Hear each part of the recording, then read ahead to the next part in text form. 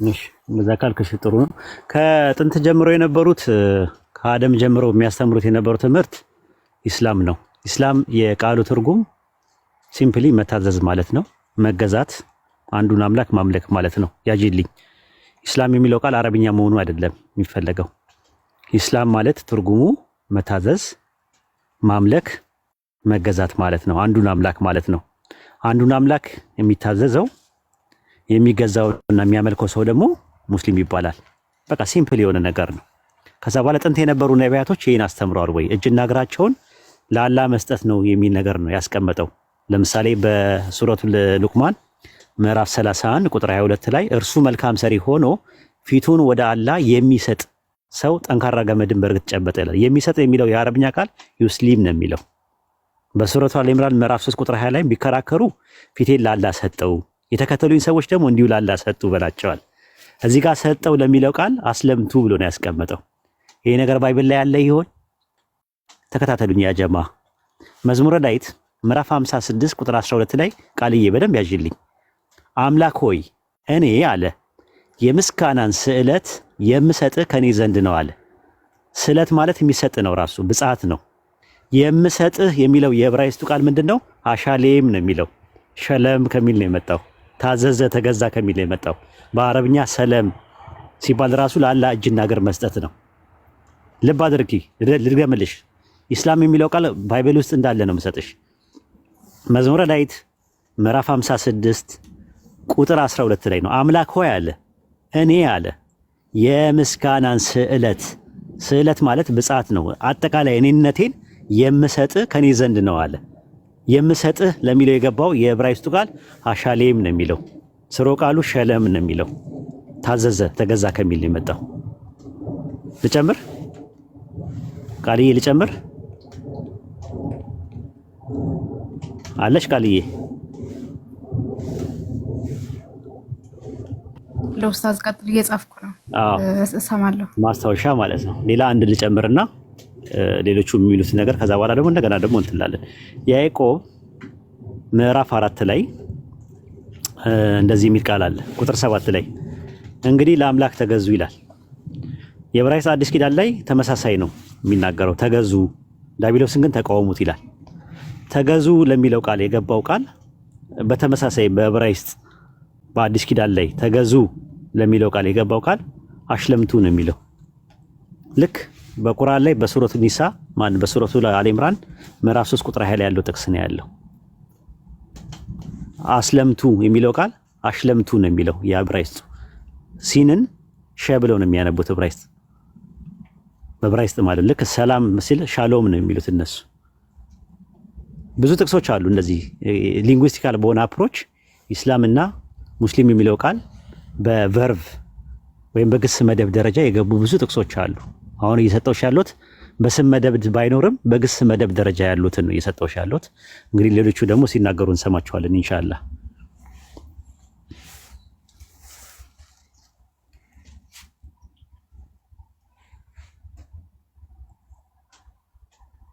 ሳይሆን ቃል እንድትረዳን በደንብ እስልምና ብለው ማለት ከአደም አለይሂ ሰላም ጀምሮ እስካሁን እስካለንበት ድረስ የነበረ ዲን ነው።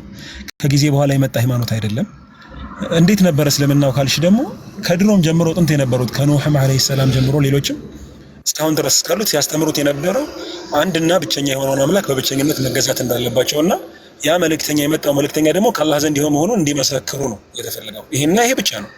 ምን ማለት መሰለሽ ባጭሩ እኛ በአደም አለይሂ ሰላም ዘመን እስልምና ላኢላሃ ኢላላህ ነው። ምንም አዲስ ነገር አላህን በብቸኝነት ማምለክ ነው። በኖህም ጊዜ እንደዚህ ሆኖ ኖህ ነው የምትሉት እናንተም ብዬ አስባለሁ። በኖህ ጊዜም ልክ እንደዚህ ነው። ላኢላሃ ኢላላህ ኖህ ረሱላላህ፣ ኖህ የሚባለው የአላህ መልእክተኛ ነው ብሎ በመስከር ነው። በአብርሃም ጊዜም ላኢላሃ ኢላላህ ኢብራሂም ረሱላላህ፣ አላህ በብቸኝነት ይመለካል። የተላከውን መልእክተኛ ኢብራሂም የአላህ መልእክተኛ መሆኑ መመስከር ነው። ስለዚህ እስልምና ብለው ማለት ጥንታዊ የሆነ ሃይማኖት ነው። ለአምላክ ትእዛዝ እጅ መስጠት ነው። አስለመ የሚለው ቃል ነው። ቅድም አይተሽኝ ከሆነ ካንቺ በፊት ገብቶ ለነበረው ወገናችን ሳስረዳ አስለመ ከሚለው ቨርብ ነው ብዬሻለሁ። እና ይሄንን ሲገልጹ ምንድነው የሚሉት? ለጌታ ትእዛዝ እጅ መስጠት ነው፣ መገላበጥ ነው። ይሄ ነገር አድርግ ስትባል ማድረግ ነው። እምቢ ሲልህ እምቢ ማለት። እንደውም ለዚህ ምሳሌ የሚያቀርቡት ምንድነው? ልክ እንደ ሬሳ መሆን ነው። ሬሳ ወይም ጀናዛ የሚባለው በአማርኛ ለቃል አጠቃቀሚ ግልጽ መስል እንዲገባሽ ነው። እና ይታጠብ ባል አይደል ሲጸዳ እንደፈለገ የሚያጥበው ሰው ያሽከረክረዋል እንደፈለገ አድርጎ ማለት ነው። ወይንም ደግሞ ሰሞኑን ለበዓል በግስተሽ ከሆነ እንደፈለክ እየጎተች ትወስጃለሽ አይደል? ልክ እንደዚህ አድርገው ይመስሉታል። ለአምላክ ትእዛዝ እጅ መስጠት ነው። የመጣውን መልእክተኛ እውነተኛ ብሎ መቀበል ነው። በኢሳ አለይሂ ሰላም ጊዜ ላኢላሃ ኢላላህ ኢሳ ረሱልላህ ነው በኢየሱስ ብላችሁ በምታምኑበት፣ እናንተኛ ደግሞ ኢሳ አለይሂ ሰላም በምንለው በታላቁ መልእክተኛ ዘመን አላህን በብቸኝነት ማምለክ ነው። የኢሳንም አለይሂ ሰላም ትክክለኛ መልእክተኛነት መመስከር ነው። እሱም ሲያስተምር የነበረው ይህ ነው። ኢነሁ መን ዩሽሪክ ቢላህ፣ እነሆ በአላህ ላይ የሚያጋራ የሆነ ሰው ሌላን አምላክ የሚያመልክ ተጨማሪ አድርጎ የሚይዝ የሆነ ሰው ኢነሁ መን ዩሽሪክ ቢላህ ፈቀድ ሐረመ አላሁ ዐለይሂ አልጀነ፣ አላህ በእርግጥም እሱ ላይ ጀነትን እርም አድርጎበታል እያለ ነው ኢሳ ሲያስተምር የነበረው። ወመእዋሁ ናር፣ የዚህ ሰውዬ መጨረሻ መሳት እንደሆነ በደለኞች እንደሌላቸው ነው አላህ ሲያስቀምጥ የነበረውና ባጭሩ እስልምና ብለው ማለት አላህ ለአንድዬ ለሆነው አምላክ እሱም በብቸኝነት አምልኮ ለኛ ደግሞ የተላከውን መልእክተኛ አምኖ መቀበል ነው። ይህ ነው እስልምና። የሚገርምሽ ቃል አንድ ሰምተሽው ማታውቂው ነገር አለ ብዬ አስባለሁ። ሙስሊሞች ዛሬ ሙስሊማን ብለው ሲያበቁ ሁሉም ነገር ተመችቶናል ብለው አንድ ነብይን አልቀበልም ቢሉ ሙስሊም አይሆኑም። ይሄን ታውቂያለሽ? ከኔ ጋር ነሽ ቃል ይሰማል። የመጨረሻ ሐሳቤ ስለሆነ ነው።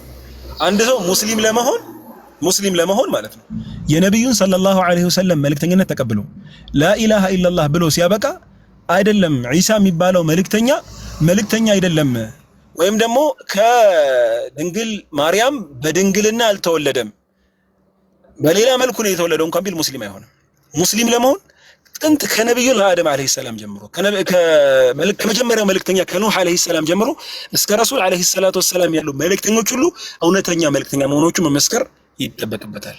ይሄ በማስረጃ ነው። አላህ ሱብሓነሁ ወተዓላ አንድን መልእክተኛ ያስተባበሉ ሰዎችን ሁሉንም እንዳስተባበሉ አላህ ሱብሓነሁ ወተዓላ ይወቅሳቸዋል። ስለዚህ አንድ ሰው ሙስሊም በመሆኑ የሚያጣው ነገር የለም። ሁሉንም መልእክተኞች ይቀበላል። አንዱን ይዤ አንዱን አንጠልጥዬ ካለ ግን ተቀባይነት አያገኝም። አብርሃም አልተመቸኝም ቢል አንድ ሰው ሙስሊም መሆን አይችልም።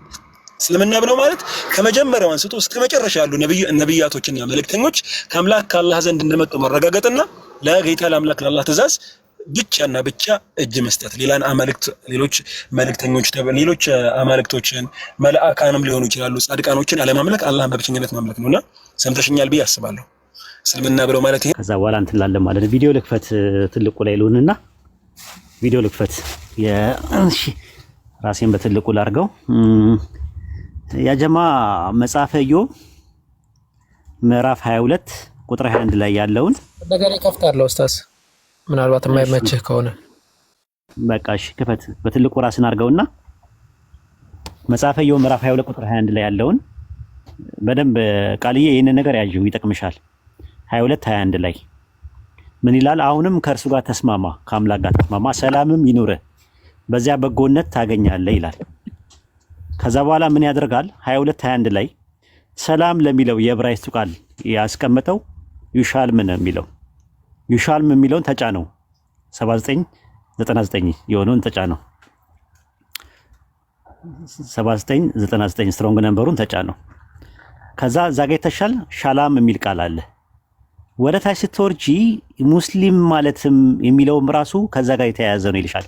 ከምን ትጀምርልኛለህ መሰለ? አረቢክ ይላል።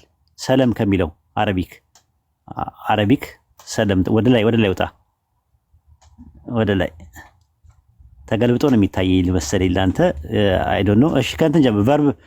ቨርብ ቢካም ኮምፕሊት ሳውንድ ይላል። ሰለም የሚለው የዕብራይስጥ ቃል አለ ካለ በኋላ አረቢክ ይላል። ሰለም ቢ ሴቭድ ሴኩር ፍሮም ዘ ፎልት ይላል። ሜክ ኦቨር ሪሳይን አለ። ሪዛይን ኦፍ ሰሚሽን ዋን ሰልፍ ስፔሻሊ ቱ ጋድ አለ። ለአምላክ የምንገዛው ነው አለ። ዌንስ ፓርቲኩላሪ ሙስሊም ይላል። ኢንፊኒቲቭሊ ኢስላም ፕሮፐርሊ ሰሚሽን ቱ ጋድ። አየሽው? ዝም ብላችሁ ታያላችሁ አይደል? ተክቢር አታወርዱ፣ ተክቢር አትሉም። ሙስሊም ፓርቲሲፕል ሙስሊም የሚለውን ነው የሚያመለክተዋል። ከዛ በኋላ ደግሞ ኢንፊኒቲቭሊ አለ ኢስላም የሚለውን ነው የሚያመለክተዋል። ፕሮፐርሊ ትርጉሙ አለ ሰሚሽን ቱ ጋድ አለ ለአምላክ መገዛትን ነው የሚያመለክተዋል። አሲሪያን ሰላሙ ይባላል አለ በአሲሪያን ቋንቋ። በአረማይስጥ ቃል ደግሞ ሰለም ይባላል አለ። ቱ ኮምፕሊት ሴቭ ማለት ነው አለ። ተመልከቱ፣ በአረቢክ ሰሊም ይላል አለ። ከዛ በኋላ ምንድነው አለ? ስፔሻሊ ቱ ጋድ ዌንስ ፓርቲኩላር ሙስሊም አለ። ኢንፊኒቲቭ ኢስላም ፕሮፐርሊ ሰሚሽን ቱ ጋድ ሰሚት ማድረግ ነው ለአንድ አምላክ ወይም ለአምላክ መገዛት ኢስላም ይባላል። ፓርቲሲፕል ሲሆን ደግሞ ሙስሊም ይሆናል አለ። ይሄ የማ መጽሐፍ ነው? የሙስሊሞች ነው። ከየት እንዳገኘ ነገራቸው? ከየት ያገኘው? መጽሐፈ ኢዮብ ምዕራፍ 21 ምዕራፍ 22 ቁጥር 21 ላይ ማብራሪያው ላይ ስትነኩት የራሳቸው የክርስቲያኖች መጽሐፍ ላይ የተቀመጠው። እስልምና ከመሐመድ በፊት የሰበከ አንድ ነብይ ያሳየኝ። ትቀልዳለህ እንዴ? ዳዊት ሰብኳል፣ ኢዮብ ሰብኳል። ኢዮብ ምዕራፍ 22 ቁጥር 21 ላይ ያየን። ዳዊት ቀደም ሰብኳል፣ ያዕቆብ ሰብኳል። ይኸው ቃሉ አለ ሊንጉስቲካሊ በሆነ ነገር። ቃልዬ እዚህ ጋር ጥያቄ አለሽ? ጥያቄ አለሽ እዚህ ነገር ላይ? ሙስሊም የሚለው ቃል ጥንት የነበሩ ነቢያቶች አልሰበኩትም? ዲኑል ኢስላምን አልሰበኩም? የለኝ። ምን ትጠብቂያለሽ? የነቢያት ሃይማኖት እየነገርንሽ። ለዛውም አልኩሽ ቋንቋው ራሱ ፓሊዮ ብራይስጥ አይደለም። ይሄ እንትን ያለው ይሄ ማሶሬት በሚባለው ብራይስጥ ነው የመጣው። መጀመሪያ የነበረው ቋንቋ ፓሊዮ ብራይስጥ የሚባል ነው፣ ነቢያቶች ሲጠቀሙበት የነበረው። ኢየሱስ የሚጠቀምበት የነበረው ቋንቋ፣ ሐዋርያቶች ሲጠቀሙበት የነበረው አረማይስጥ ነው። ስለዚህ ምንድነው የምትጠብቂው? ጊዜሽን ተኝተሽ ለመነሳትሽ ዋስትና አለሽ? ቃልዬ ምንድነው እንደዚህ የምትታገዩ ከነፍስሽ ጋር? እስከ መቼ ድረስ ነው የምትታገዩ? ውስጥሽ ሌላ ውጭሽ ሌላ። ውስጥሽ ያስታውቃል፣ ራሱ ሳውንድ ተራክሽ ያስታውቃል። እንደዚህ ስታወሪ በተኖቹ ስንጫነው በተኖቹ ራሳቸው እስላም ነው የሚሸጡት። አላቅም። እኔ መጫንም አልፈልግም። ምርጫው አንቺ ነው። ሻዳ መያዝ የምትፈልጊ ሆነ አሁን ሻዳ መያዝ ትችያለሽ ኢንሻአላህ። ካልሆነ ላስብበትም ማለት ትችያለሽ። ሌላ ቀንም መሆን ይችላል። አላህ ሂዳያ ይስጥሽ። ዱአ አድርጉላት።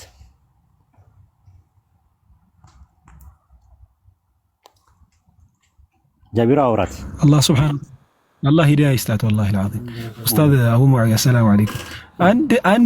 አንድ ደቂቃ አልፈጅም፣ 20 ሰከንድ አንድ መልእክት ላስተላልፍ። ምንድነው መሰለው ኡስታዝ፣ ሁልጊዜ አንተ ስትገባ ስትጠይቅ ተጨማሪ እውቀት ሊሰጥ ሲል የሰው ልጅ ኦፕን መሆን አለበት። እኔ አሁን ብዙ ነገር ተማርኩኝ ወላሂ። አሁን በተቀመጥኩበት እኔ እንኳን ማለት እኔ ባለሁበት አሁን እዚህ እና ቅድም አንድ ወንድ ወገን ገብቶ ነበርና አይ ይብቃኝ ምናምን ሲል ነበርና ለመውቀስ አይደለም፣ ሰው በፍላጎቱ አንመጣም። ግን ይህ ባህሪ አላህ Subhanahu Wa Ta'ala አይሁዶችን የወቀሰበት ባህሪ ነው። ልክ የሆነ መልእክተኛ መጥቶ ሊያስተምራቸው ሲል የሆነ ነገር ሊነግራቸው ሲል እርግጥ ነው እውቀትን ሰጥቷቸዋል፣ አላህ አስበልጧቸዋል። ወቃሉ ማذا قلوبنا غلف፣ ልባችን በእውቀት ሙሉ ነው፣ ምንም ነገር አንፈልግም ቢሉ ነበር። ያንተን እውቀት እዛው ወስደጣለው የሚሉት እና እኔ ወላሂ በህይወቴ አንድ ቃል ነው የቀየረኝ። በነገራችን ላይ ቁርአን ስቀራ የሚሆን እኔ አንድ ሰው የሚናገረው የሆነ ነገር ምናልባት ዱንያ አኺራችሁን የሚቀይር ይሆናል እና የሆኑ ቃላቶችን ወላሂ አትናቃቸው። አላህ የሰጠህ ትልቅ ሰደቃ ይሆናል በዛ ንግግር ሰበብ፣ ምክንያቱም ዱንያን አኺራን ሊያስተካክለው ይችላልና መስማት መልካም ነው። ከዛ ትመዝናለህ፣ ማንም የሚያስገድድ የለም። ኢንሻአላህ ቃልም አላህ ሂዳያ ይስጥሽ። አላህ የወደደውን ነው ዲነል ኢስላም የሚሰጠው። ልብሽ ላይ ደግሞ ጥሩ ነገር ካለው ኡስታዝ እንዳለው አላህ ይመራሻል አይደል? ኢያዕለሚላሁ ፊ ቁሉቢኩም ኸይራ አይደል? በልቦናችሁ ውስጥ ላይ መልካም ነገር ያለ እንደሆነ አላህ Subhanahu Wa Ta'ala ሂዳያን እንደሚወፍቀን አላህ ይገልጻልና አላህ ቀጥተኛውን መንገድ ይምራሽ። ብቸኛ የሆነውን አምላክ አላህን በብቸኝነት ለመገዛት አላህ ይወፍቅሽ። ጨርሻለሁ። አንዴ ቃል አለፈማ። እሺ ኡስታዝ ጀዛከላህ ኸይር። ጃቢራ አውራት እስቲ ቃልን። እሺ ጀዛከላህ ኸይር ኡስታዝ። ያው ጥሩ ነገር ነው የተማርነው። አክቹሊ ያው እኔም ከክርስትና ነው የመጣሁት። ያው ከክርስትና ስንመጣ ያው ከክርስትና ከሚያሳሱን ነገሮች ውስጥ አንዱ የክርስቶስ ፍቅር አለ። ሁለተኛው ነገር ደግሞ የነጠላው ጽናጽኑ፣ ጭሳጭሱ ምናምን ነገር ያው በቃ ደስ የሚል ቫይብ አለው ከልጅነታችን ጀምሮ ያደግንበት ስለሆነ እሱ ደግሞ ያው ከአንዱ ከዓለማቱ ጌታ ከአምላክ ስለማይበልጥ ያው አምላክን እየከፋንም ቢሆን ቅር እያለንም ቢሆን ለጊዜው እሱን እንገዛለን ማለት ነው።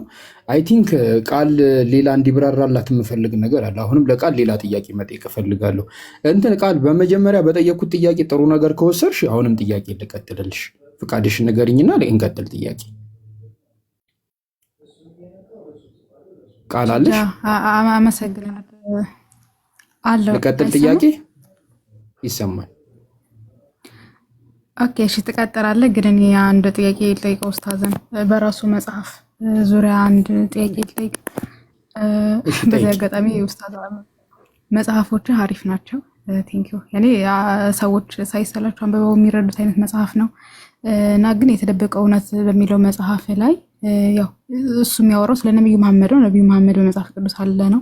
ግን እኔ ከክርስትና አስተምሮት አንጻር ነው የምጠይቀው። በክርስትና ምን አይነት እምነት አለ?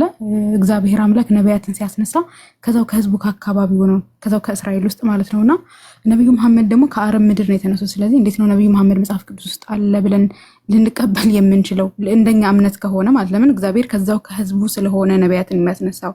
ነብዩ መሐመድ ደግሞ ከአረብ ምድር ነው የተነሱት እና በዚህ ላይ ምን ትላለህ?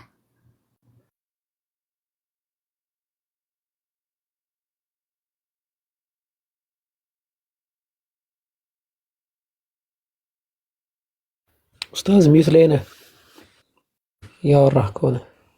እያወራው ነበረ። ጥሩ ጥያቄ ነው የጠየቅሽው ቃል። በባይብል ውስጥ እስራኤላውያን ያልሆኑ እና ከአረብ የሆኑ ነቢያቶች አልነበሩም እንዴ? ቃልዬ እሰማለሁ። ቃልዬ ይሰማል። ግን እኔ እስከማውቀው እስከተማርኩት ድረስ ነቢያቶች ሁሉም እስራኤላውያን ናቸው ብዬ ነው የማምነው። ከዛው ነው በቃ እግዚአብሔር ነቢያትን ሲያስነሳ ከህዝቡ ነው በጣም አሪፍ። አዳም እስራኤላዊ ነው?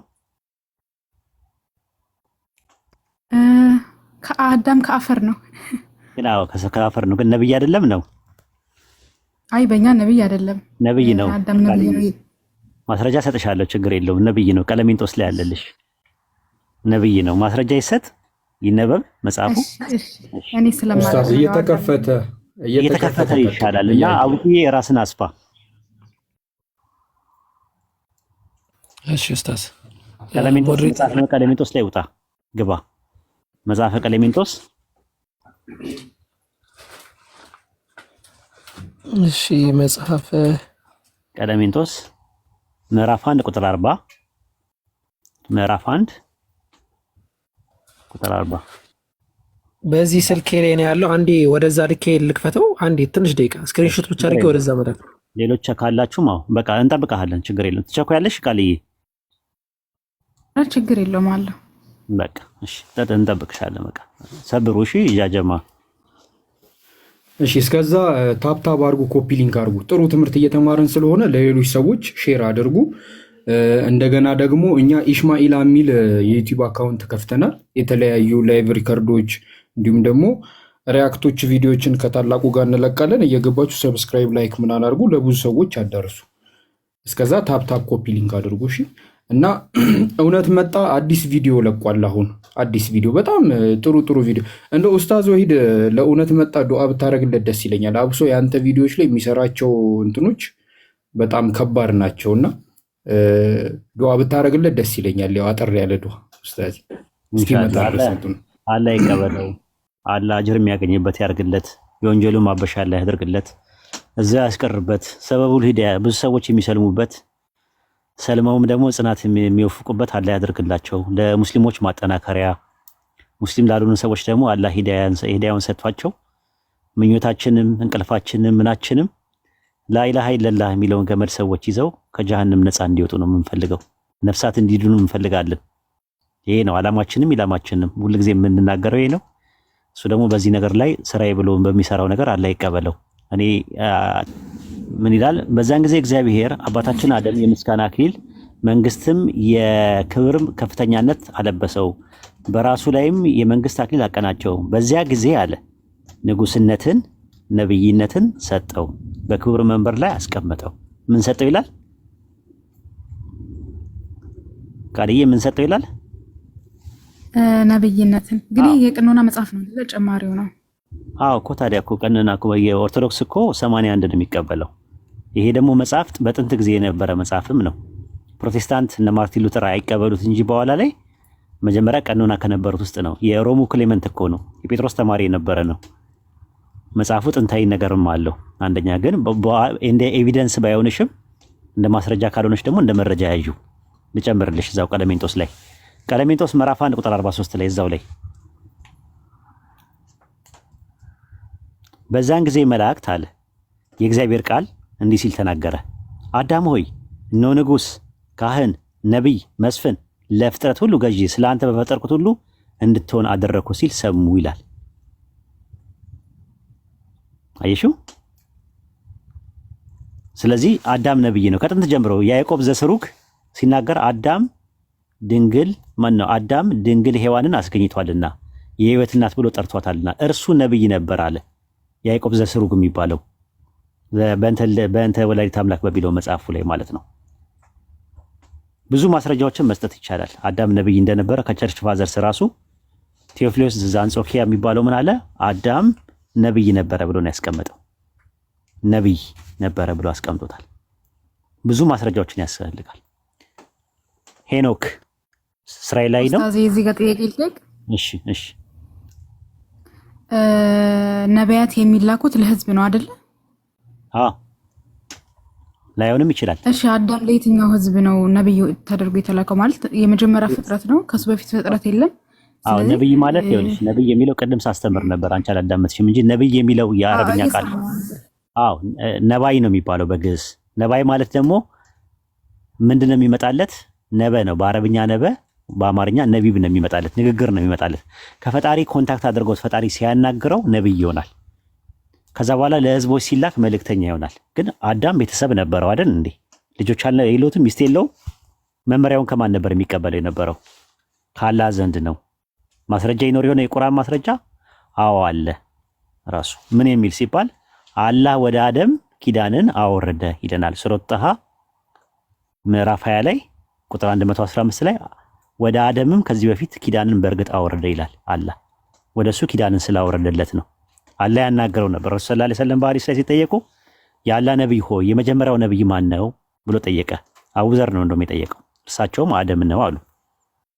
እርሱም የአላህ ነብይ ሆይ እርሱ ነብይ ነበርን ብሎ ጣላቸው። እሳቸው ምን አሉ? አዎ አሉ ይላል። ስለዚህ ነብይ ነው። እሺ ታዩ፣ እሺ አደምን ታዩ። ሄኖክ ምን ነበረ? ነብይ አልነበረ? ሄኖክ ነብይ አልነበረ? ሄኖክ ነብይ አልነበረም? ቃልዬ ይሁዳ ምዕራፍ 1 ቁጥር 14 ታውጣላት። አቡበከር ይሁዳ ምዕራፍ 1 ቁጥር 14 ላይ ከአዳም ሰባተኛው የሆነው ሄኖክ ጌታ ከአላፋት ቅዱሳን ጋር ይመጣል ብሎ ትንቢት ተናገራል። ሄኖክ ከአዳም ሰባተኛው የሆነው ሄኖክ ምን ላይ? ይሁዳ ምዕራፍ 1 ቁጥር 14 ላይ ተመልከች። ይሁዳ ምዕራፍ 1 ቁጥር 14 ላይ ይታያል። ይሁዳ ምዕራፍ 1 ቁጥር 14 ከአዳም ሰባተኛ የሆነው ሄኖክ እነሆ ጌታ በሁሉ ላይ እንዲፈርድ ኃጢአተኞች ስራ በአመፀኞችም ስላደረጉት ስራ ጭከና ከቅዱሳኑ ጋር መጥቷል ብሎ ስለነዚህ ደግሞ ትንቢት እስቲ ትንቢት ምን አለ?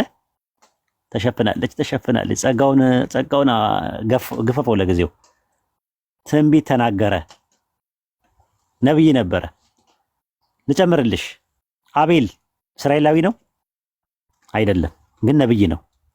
ማቴዎስ ወንጌል ምዕራፍ 23 ላይ ክፈትላት። የማቴዎስ ወንጌል ምዕራፍ 23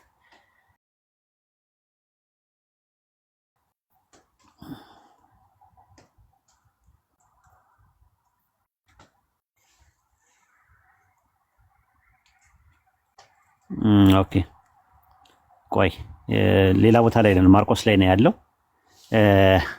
ማለት ሉቃስ ላይ ነው ያለው። የኛውን እንተውና ሉቃስ ላይ ትገባለህ። ሉቃስ 11 ትገባለህ።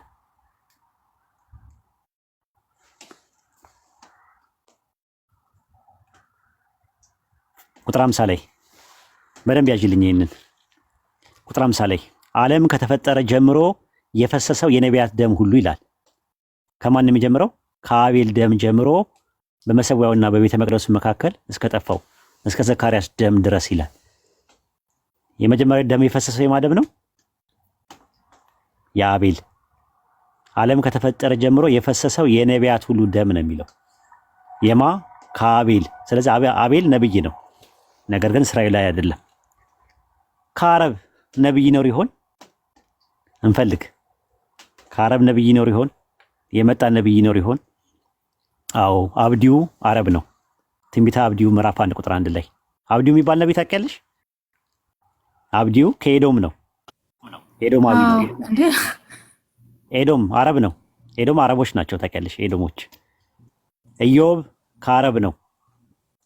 መጽሐፈ ማን ያዕቆብ ምዕራፍ 5 ቁጥር 10 እና 11 ላይ ነብይ እንደነበር ይናገራል። ትንቢት እንደተናገረ በጌታ ስም የተናገሩት ነቢያት ብሎ ማንን ይዘረዝራል? ኢዮብን። ኢዮብ ከኤዶም ነበረ የሆነው። ከሎጥ ልጅ ከአሞን የሆነ በለዓም የሚባል ነብይ ነበረ። እስራኤል ላይ አልነበረም። ዘኍልቍ 23:5 ላይ ታገኘዋለሽ። ሁለተኛ ጴጥሮስ 2:16 ላይ ታገኘዋለሽ። ከእስራኤል ውጭ ነብይ የለም። ግልጽ ነው። ግልጽ ነው።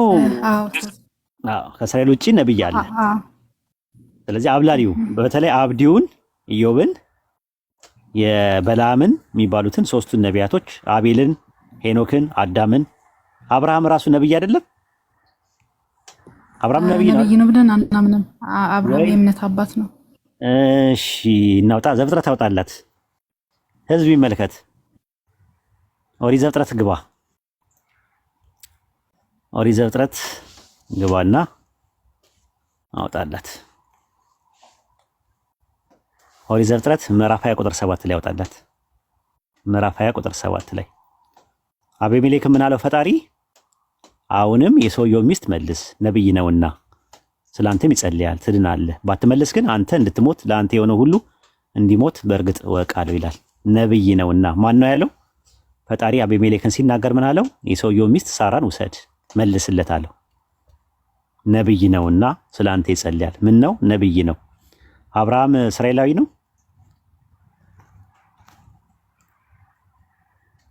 አብርሃም እስራኤላዊ ነው?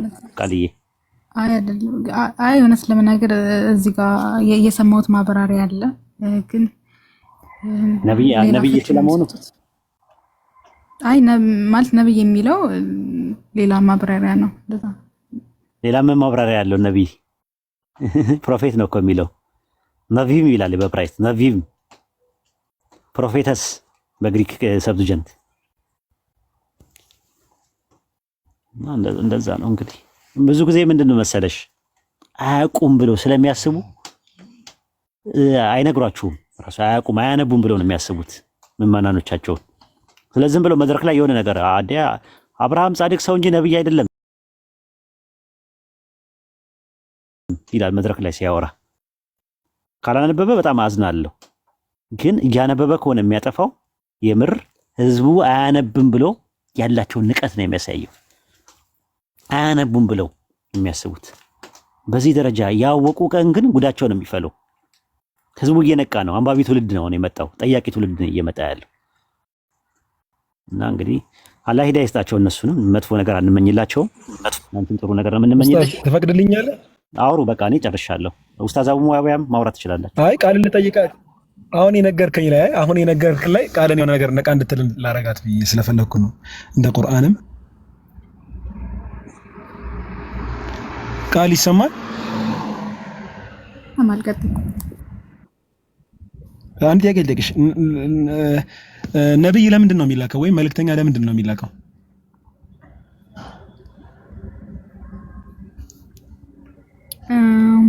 ያው ላፋጥሽ ምናምን አይደለም፣ እንድትገነዘብ የፈለኩት ነገር ስለ እሺ ሊያስተምሩ ማለት እኮ ሊያስተምሩ ማለት ምን ማለት ነው? ተልእኮ አላቸው፣ የሚላኩት ዓላማ አላቸው ነቢያት። አዎ እኮ ነቢያት ተልእኮ አላቸው። ያኔ ከእግዚአብሔር ቃል ይቀበላሉ፣ ያን ቃል ደግሞ ለህዝቡ ያስተላልፋሉ፣ ያስተምራሉ ማለት ነው። ታዲያ ይህ አስተምሮ ለሁሉም መዳረስ የለበትም ብለሽ አታምኝም? ለተወሰኑ አካባቢ ሰዎች ብቻ ነው ብለሽ ታምኛለሽ? አምላክ ለአንዱ ሰጥቶ ለሌላው የሚከለክል ይመስልሽ? አይሆንም አይደል? ሁሉም መስማት አለበት አይደል? የጌታን ጥሪ ሰምቶ ለአምላክ ትእዛዝ ማደር አለበት አይደል? ለዚህም ነው አላህ Subhanahu Wa Ta'ala በተከበረው ቃሉ ላይ ምን ይላል መሰለሽ? ወለቀድ በዐትና ፊ ኩሊ ኡመቲን ነው የሚለው። በእርግጥም ልከናል ለእያንዳንዱ ማህበረሰብ ነው የሚለው። እንደውም በሌላ በኩል ሁሉም እንደውም በማህበረሰብ ቢሊሳኒ ቀውሚሂ ይላል።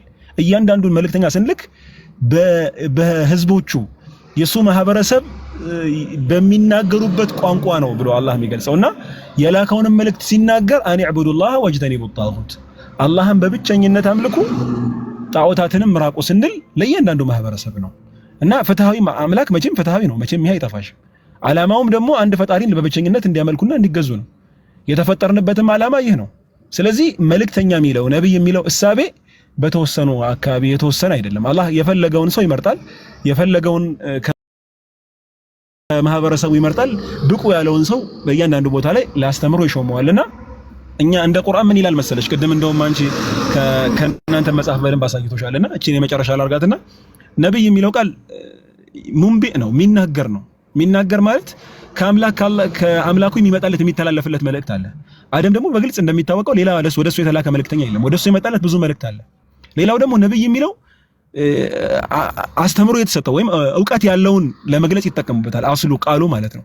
ይሄን ደግሞ አላህ Subhanahu Wa Ta'ala ሲገልጽ አደምን አለይሂ ሰላም ከፈጠረው በኋላ ሱረቱ አልበቀራ ላይ ገና መጀመሪያ ላይ ሲያወሳ ምን ይላል?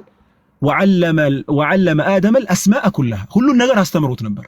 እሺ አስተምሮ ከዛ ይሄን ዕውቀት ሰጥቶት አከበረው እና ይሄ ዕውቀት ከአምላክ ከአላህ ዘንድ የተሰጠው መሆኑን አላህ ይገልጻልና ዕውቀት መሰጠቱ በራሱ ይሄ ነውና ሌላው የረዘነጋሽው ነገር ምንድነው? ነብይና መልእክተኛን እንለያለን። እኛ እንደ ኢስላም አስተምረው ነብይና ረሱል የሚባል አለ። ምናልባት አላቅም ካልሰለችሽ ነግርሽ ይችላል። መልእክተኛና ነብይ ይለያያል በራሱ ማለት ነው። መልእክተኛ የሚለው ማዕረግ ነብይ ከሚለው ማዕረግ ከፍ ያለ ነው። መጽሐፍን ይሰጣል፣ ህዝቦችን ያነቃል። ይሄ መልእክተኛ ወይም ረሱል እንለዋለን በአረብኛ ወርድ ማለት ነው። ነብይ የሚለው ግን ከዛ በደረጃ አነስ ባለ መልኩ ነው የሚቀመጠው። ግልጽ ነው። የግዴታ መልእክተኛ ሄዶ ህዝቦችን ጥሪ አድርጎ ላያስተምር የሚችልበት ተጨባጭ እንዳለ ዑለማዎች ያወሳሉና ይሄም ደግሞ ቁርአን ላይ በግልጽ እንመለከታለን። እና አንቺ ራስሽ ስታስቢው እንዴት መልእክተኛ እያንዳንዱ ማህበረሰብ ላይ አይደርስም? የተፈጠርንበት ዓላማ ብቸኛ ዓላማ ፈጣሪን መገዛት ሆኖ ሳለ እንዴት ለተወሰኑ ሰዎች ይገደባል የሚለውን ነገር ራስሽ እንደ ቤት ስራ እንድትወስጁ ስለፈለኩ ነው። አላሁ አለም። ግልጽ ይመስለኛል ሐሳቤ ገብቶሻል? እሺ ጀዛከላህ ኸይር ኡስታዝ። እሺ ቃሊ ሌላ ጥያቄ አለሽ ልጠይቅልሽ? እኔ እዚህ ጋር እዚሁ መጽሐፉ ላይ ምን ብሏል? ከፋራን ይመጣል የተባለው ነብይ መሐመድ ነው የሚል አለና ፋራን መካ ነው የሚል ሙግት አለ። ፋራን ግብጽ ውስጥ አይደለም ኡስታዝ? እንደዛ የሚባል ነገር ሰማው።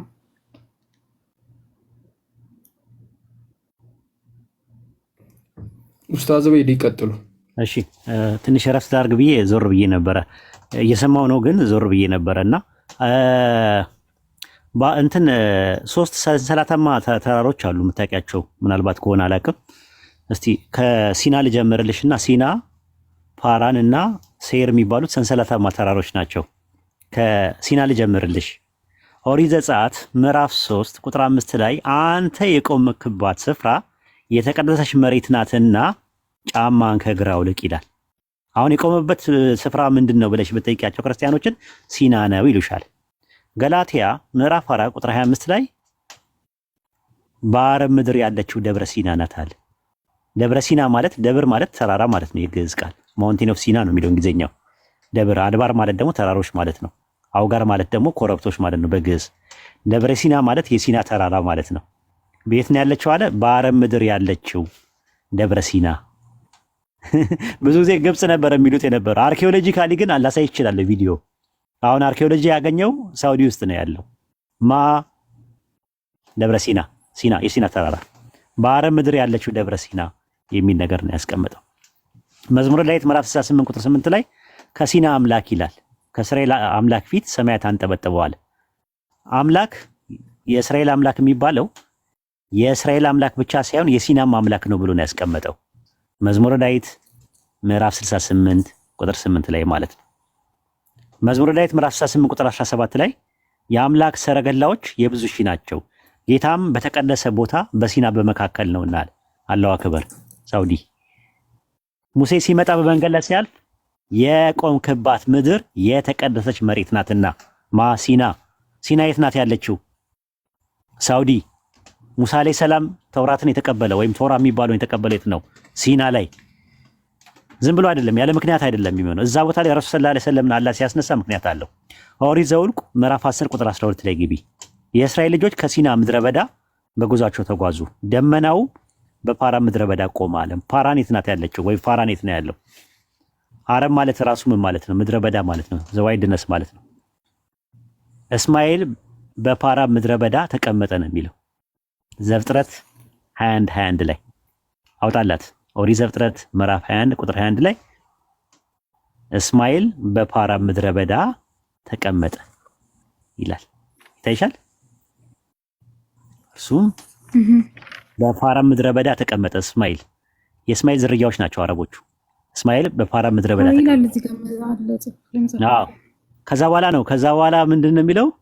ቅዱሱ ከፓራን ተራራ ምን ይላል አለ ይመጣል ነው የሚለው። ቅዱስ የሚለው ቃል ምንን ሊያመለክት ይችላል ስንል ቅዱስ የሚለው ቃል በተለያየ መልኩ ነብይን ሊያመለክት ይችላል። ይህ ቅዱስ የሚለው የዕብራይስጥ ቃል ኤልሳ ለሚባለው ነብይ ተጠቅሞበታል። ማስረጃ ይኖር ይሆን? አዎ ይኖረናል አለ። ምኑ ጋር ካልን አይ ቲንክ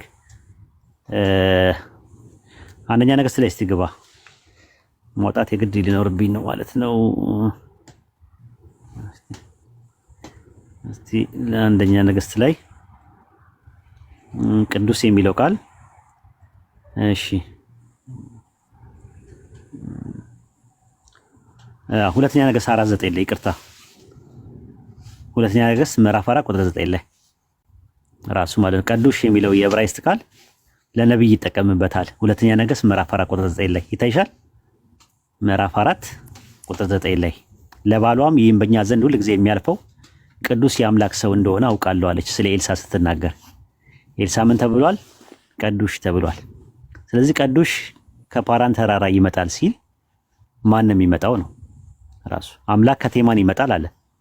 ቅዱሱ ከፓራን ተራራ ይመጣል። ቅዱስ የሚባለው የሚል ነገር አለ አይተሽ ከሆነ እና አምላክ ይመጣልም እንደገና ደግሞ ቅዱስ የሚባለውም ይመጣል።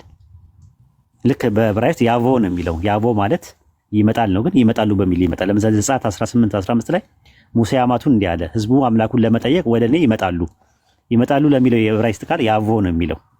አንደኛ ሳሙኤል ምዕራፍ 26 ቁጥር 7 ላይም እንደዛ ዳዊትና አቢሳ ወደ ህዝቡ በሌሊት መጡ ለሚለው የዕብራይስጥ ቃል ያቮ ነው የሚለው። ያቮ በሚለው እና ዳዊትና አቢሳ በሚለው ላይ በሚል ወይም ደግሞ ኤንድ እና በሚል ኮፕላቲቭ ኮንጃክሽን ይጠቀማል። አያያዥ መስተጻምር ይጠቀማል ማለት ነው። ስለዚህም በአቆም 3:3 ላይ በዚህ መልክና ልክ ተረጂው አስረጂው ሞገችም ተሟገችበት። እሺ ጀዛከላህ ኡስታዝ። ቃሊ ሌላ ጥያቄ አለሽ? አየለኝ ተርሻል። እሺ ታዲያ ምን ቀራት? ልጠይቅልሽ። ምንድን ነው የቀራት? ዳቢሮ ዝም ለምን ትላለህ? ፋራን ማለት ነው ማለት ነው። እስራኤል እንትን ውስጥ ነው ያለው፣ ሳውዲ ውስጥ ነው ያለው፣ አረብ ሀገር ውስጥ ነው ያለው ነው ነጥባችን፣ እሱ ነው። እሺ ፓራን ዝም ብለሽ ፓራን ብለሽ ሰርች አድርጊ፣ ራሱ ጎግል ላይም ብትገቢ እና ዊኪፒዲያም ራሱ እንደዛ ነው የሚያመለክቱት። ሲና የሚባለው ግብጽ ውስጥ ነው የተባለው፣ ፎርጅዱ ነው ያለው። አርኪኦሎጂካሊ ማስረጃ ላሳይሽ እችላለሁ በዩቲዩብ ላይ ማለት ነው። አርኪኦሎጂስቶች በጥናታቸው ያገኙት ሳውዲ ውስጥ ነው የተገኘው። ባይብልም እንደዛ ነው የሚለው።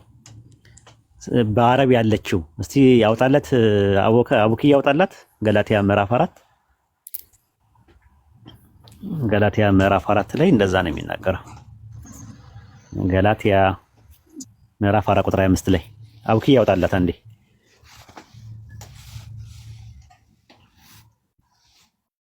አየችው በአረብ ምድር ያለችው ደብረ ሲና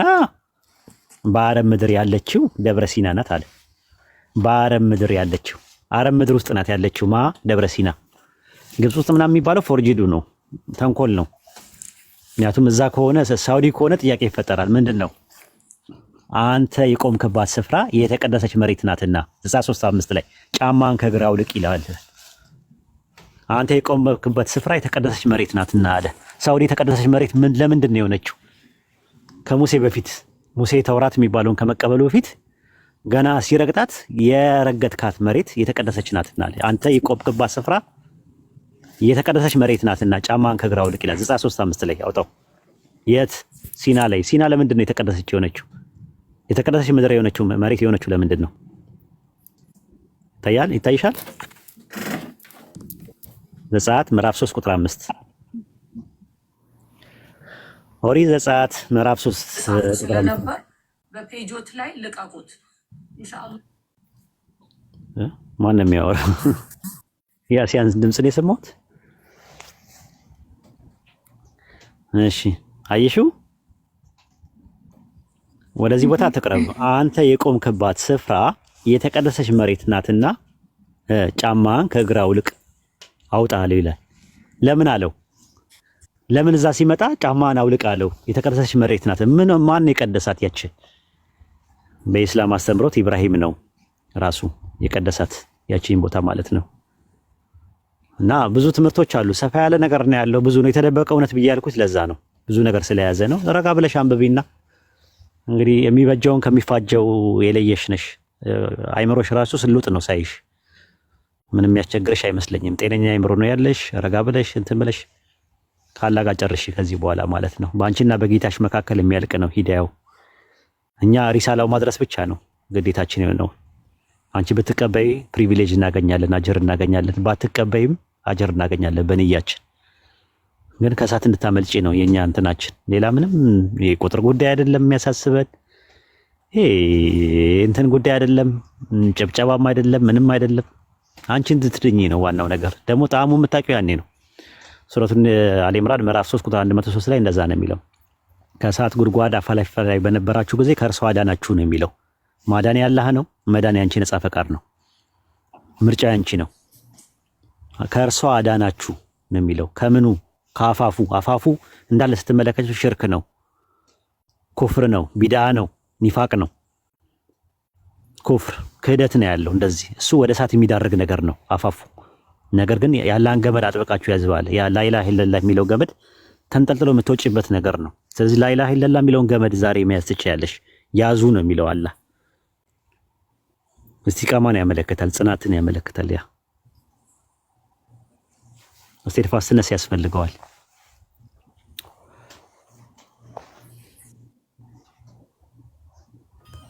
ኡስታዝ ይሄንንም እንጨምራለን ይችላል። መጨመር የምፈልጉ ሰዎች ካላችሁ ጨምሩ። በሞኖፖል አንድ ሰው ብቻ ማውራት የለበትም። ሁሉም ሰው ማውራት። ኡስታዝ አቡ ሙአዊያ የምትለው ነገር ካለ ጨምርላት። ዱዓ አድርጉላት ኢንሻአላህ። በህዝብ ፊት ያ ጀማ ዱዓ አድርጉላት። ለቃልዬ በጣም ደርባባ ናት፣ ገራገር ናት። ቀበኛም ቃተኛም ሞገደኛም አይደለችም። ደግሞ ስትመለከቷት በጣም ደርባባ ናት እና አላህ እንዲሰትራት በኢስላም ዱዓ አድርጉላት።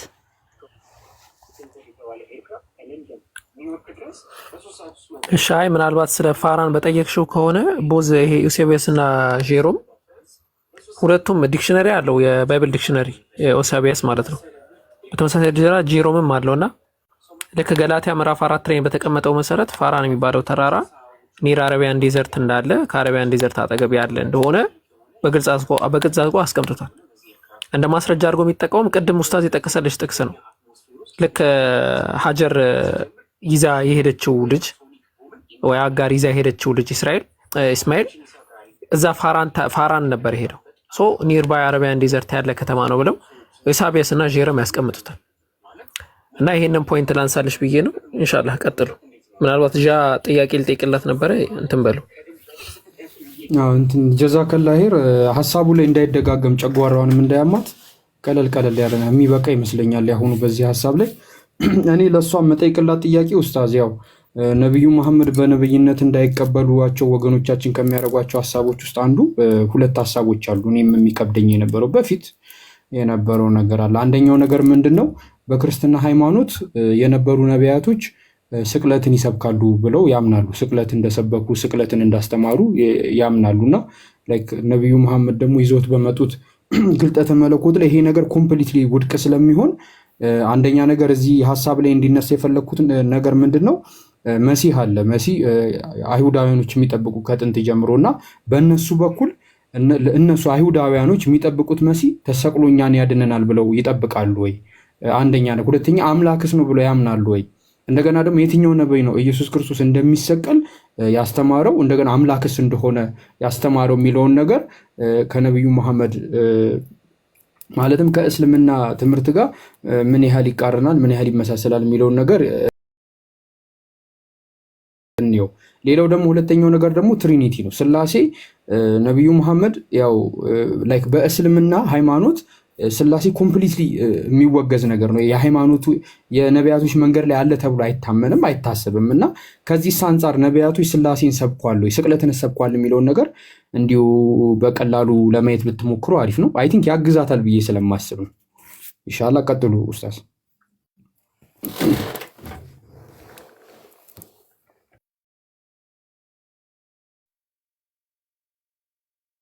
ኡስታዝ እያወሩ ከሆነ ማይኮት ሚዩት ነው።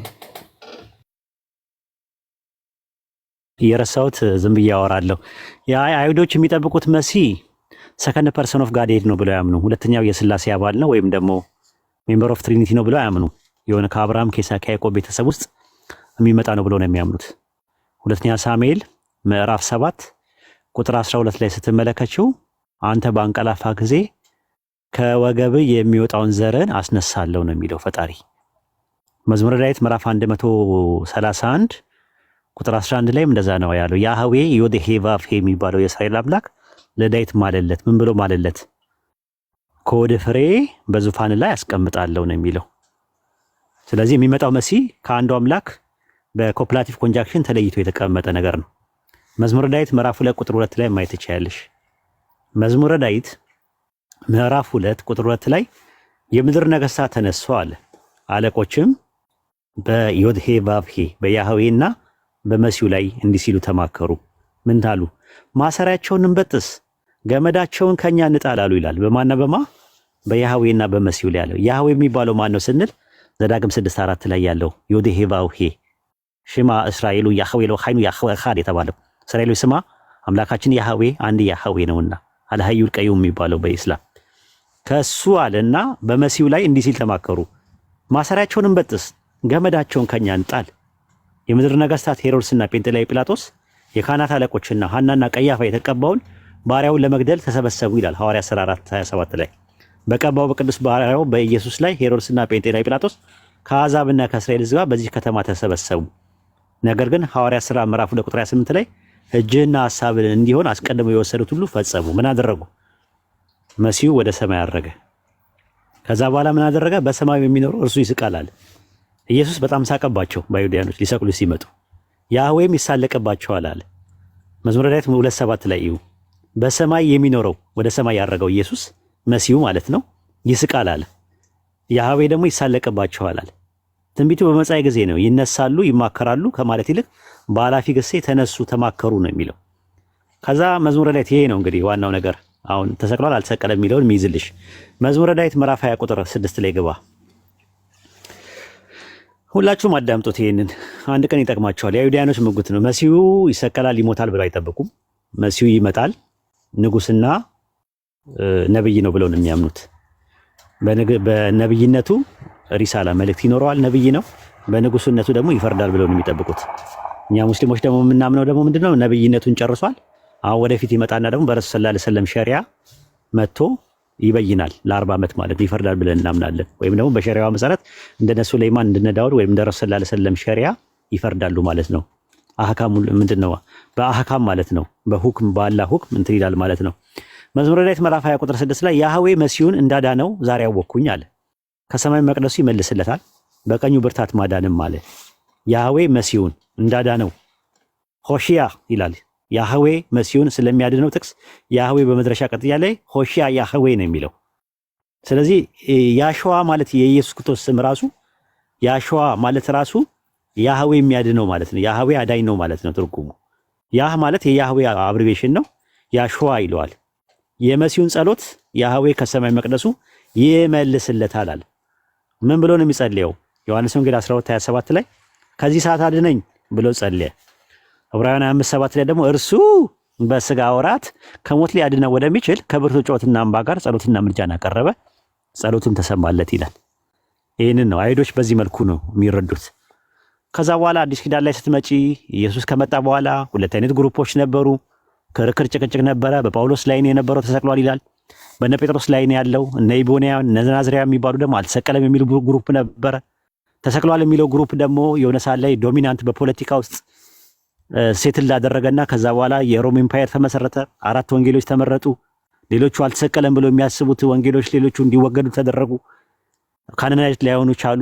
ይሄ ሁላ ጣጣ ደግሞ ገና ሰፊ የሆነ ትምህርት አለው። አራት ወንጌል ላይ የተመረጡበት ዋና ምክንያት ይሄንን ስለ ስቅለት ስለሚያወሩ ነው። አልገደሉትም አልሰቀሉትም የሚለው የኔ መጽሐፍ አለሽ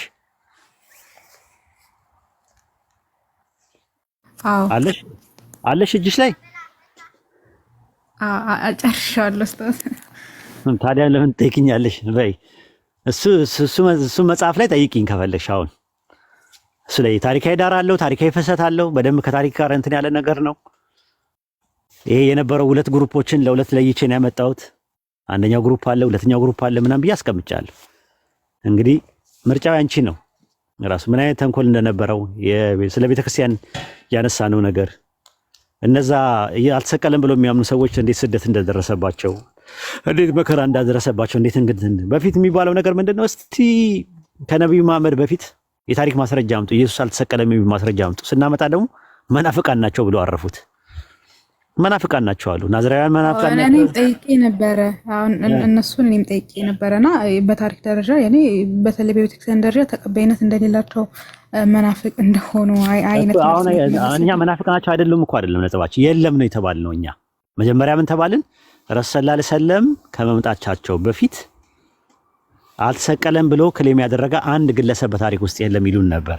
አሁን ደግሞ ስናመጣ መናፍቃን ናቸው አሉን።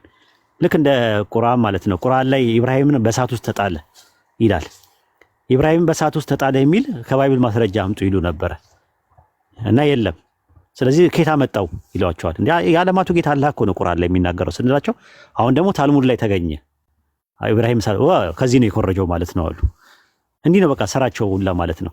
አላህ ዝንጀሮች ሁኑ አላቸው። ዝንጀሮች ሁኑ አለ፣ ሆኑም ይላል። የትኛውም ቦታ ላይ አታገኙም። አሁን ሚሽና ላይ የለም፣ ታልሙድ ላይ የለም፣ ሚድራሽ ላይም የለም፣ ታርገም ላይም የለም።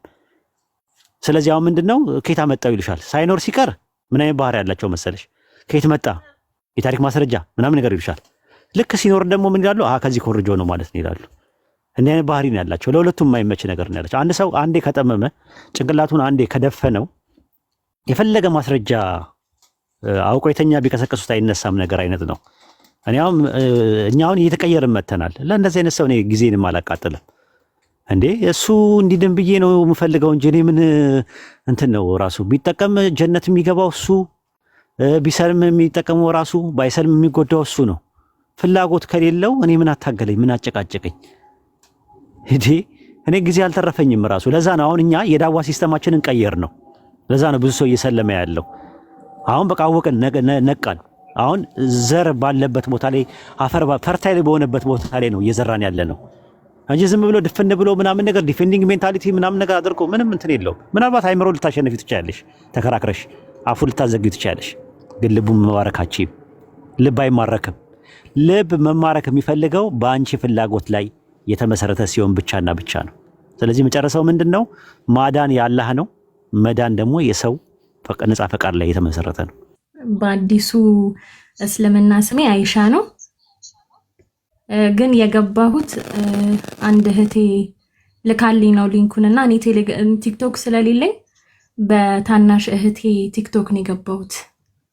ለዛ ነው አፉ በሉኝ።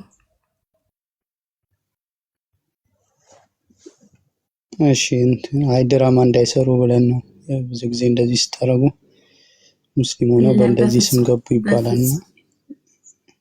በፍጹም ገብቼ ስለማላቅ በእሷ ገብቼ ነው። ሽሪሽ ችግር የለም። ጥያቄ አለሽ ነው? ጥያቄ ካለሽ ኡስታዝ መላወኪም አለ። ጥያቄ ኖሮሽ ከሆነ የገባሽ? አይ አይደለም፣ ሼር አድርጋኝ ነው አጋጣሚና ንጽጽር ላይ መግባትም መስማትም አልፈልግም ነበረ። ግን ሰሞኑን ብዙ ከኦርቶዶክስ የተቀየሩ ሰዎች አሉና እኔም አንዷ ስለነበርኩኝ በእርግጥ እኔ ቆየው ወደ 3 ዓመት ሆኖኛል። ለማየት ነው ሼር ስታረገኝ የገባሁት አጋጣሚ። ምክንያቱም አምኜ ፈቅጄ ወድጄ ሙስሊም ሆኛለሁ ማለት ተመርጬ አልহামዱሊላህ። ማሻአላህ አላህ ይጨምርልሽ። አይ ቤቱንም ፎሎ አድርጊው ምናልባት አካውንት ካልሆነ እህትሽ ስገባ እንድታየው ማለት ነው አለው ጆ። አው ኢንሻአላህ ወይ ይሄንን ወደ ራሴ ወስደውና እሺ አዎ እንትን በይ በራስሽ አካውንት ለመምጣት ሞክሪ። በጣም ብዙ የሚሰራ ፖለቲካ ስላለ የእሱ ግብአት አብሶን እዚህ ይሄ ቤት እንዲሆን አልፈልግም እና እታችም ሆነሽ ይሰማል። ለመስማት ከሆነ የመጣሽ እታችም ሆነሽ ይሰማል። ወደ ላይ ደግሞ ጥያቄ ለመጠየቅ ከፈለግሽ በራስሽ አካውንት ለመምጣት ሞክሪ። እንደዚህ ትክክል ስላልሆነ ማለት ነው። እሺ አፎን እና በራስሽ አካውንት ለመምጣት ሞክሪ። እሺ ኢንሻአላህ። እሺ እንትን እውነት መጣ። ይሄው እዚህ ያለው አካውንት ነው። እንትን እሺ ቃሊ ስላንቺ ሳስብ ምን ተመኘው መሰለሽ? እንደው ባላወቅሽን እንደው ባልሰማሽን ብዬ አሰብኩኝ። ለምን ሲባል ምናልባት ሳሰልሚ በእስልምና ላይ ሞትሽን ካላደረገው ላይክ አላህ ለምን አልሰለምሽም ብሎ ይጠይቅሻልና ምክንያት አለሽ በጣም ብዙ እና ባታቂን እኛን ባትሰሚ ይሄን ሁላ ምክንያት ቢያንስ በቃ አልሰሙም ትያለሽ። ከዛ አንፃር እዝነት እንኳን ይኖረው ነበረ። ግን እንደዚህ በደም ሰምተሽ እንደዚህ በደም እውነቱን ተረድተሽ እኔ እንጃ ሁጃ ቆሞብሻል። ወላሂ ነው የምልሽ ማለት ነውና እኔ እንጃ እኔ በአንቺ ቦታ ሆኜ ሳስብ በጣም ስለምታሳዝኝ ስለምወድሽም እንደ ጓደኛም የተወሰነ ቀረረባለን በትንሹ ማለት ነውና እኔ እንጃ ማለት ምን እንደ እስልምናን ላለመቀበል ምን ምክንያት እንደምትሰጪው ለአላህ ሳስበው እኔ እንጃ እኔ አላህ ይሁንሽ ነው የምለው። እኔ ዱአ አደርግልሻለሁ ኢንሻአላህ። ውስጥሽን አዳምጪ። በቃ ለምን አልሰልምም ብለሽ ራስሽን ጠይቂ። እኔ ልጫንሽ አይደለም፣ ግን ያው አላህ ለምን አልሰለምሽም ለምን እኔን ያልተገዛሽኝም ብሎ በጠየቀሽ ጊዜ እኔ እንጃ ምን እንደምመልሽለት አዘጋጅ ምክንያትሽን ማትሰልሚ ከሆነ ማለት ነው። ኢንሻአላህ አላህ እንግዲህ ሂዳ ይስጥሽ። ይሄም ምን መልእክት ነው ልጫንሽ ምናምን አይደለም። እሺ አብዱ ቀጥል።